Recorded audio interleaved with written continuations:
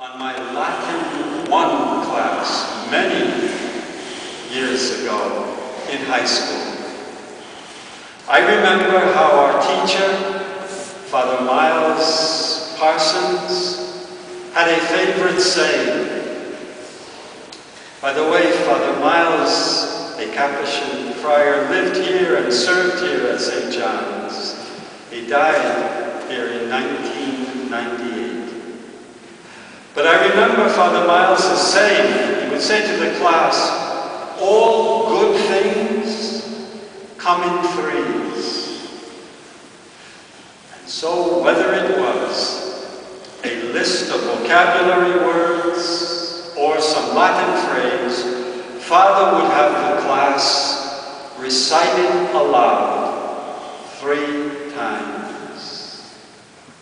All good things, he said, come in threes. And I thought of this classroom method or exercise as I reflected on today's gospel.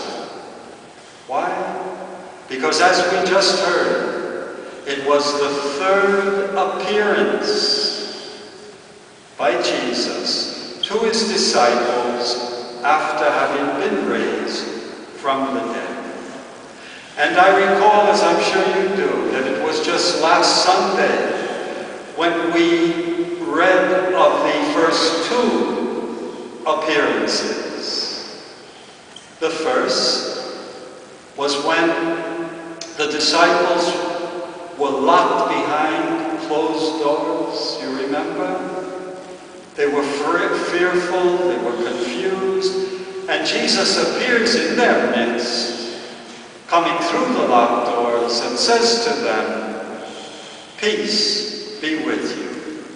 And it was at that first appearance that he shared with them the power of the Holy Spirit. And then it was just a week later for the 2nd appearance. Again, they are behind closed doors.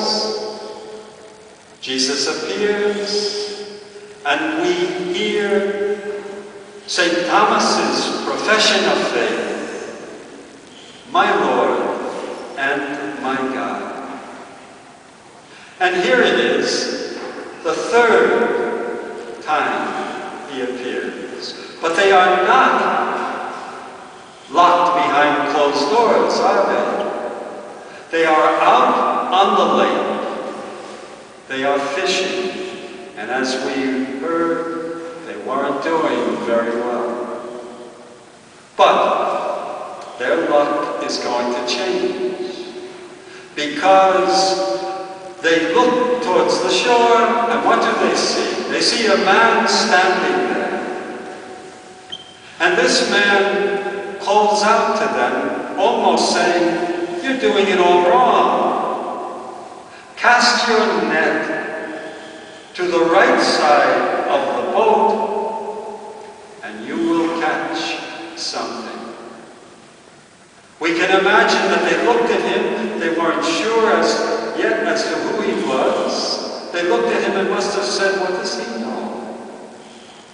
But they listened to him. They listened, and we know what happened. My brothers and sisters, we can't help, I hope, to be impressed, to be moved by what happened at the lake that early morning. And may I suggest that we put ourselves there, along with Peter and the other disciples. Perhaps we can feel the rub of the sand under our feet. And perhaps we can sense and smell the aroma of the charcoal fire and the fish cooking on it. But more important than that, hopefully we can grasp the meaning of what Jesus is trying to do with his disciples and with us. This Jesus, who for 3 years, there's that third figure again, who for 3 years cured the sick, raised the dead, fed the thousands, that same Jesus is revealing his power once again.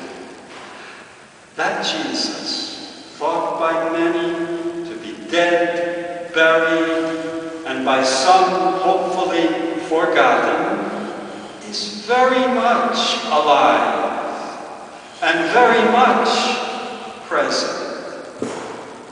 Without him, his followers are capable of little or nothing. No fish that night. But with him, what do we see? We see abundance. Abundance overflowing and to the breaking point. And so we have to be moved.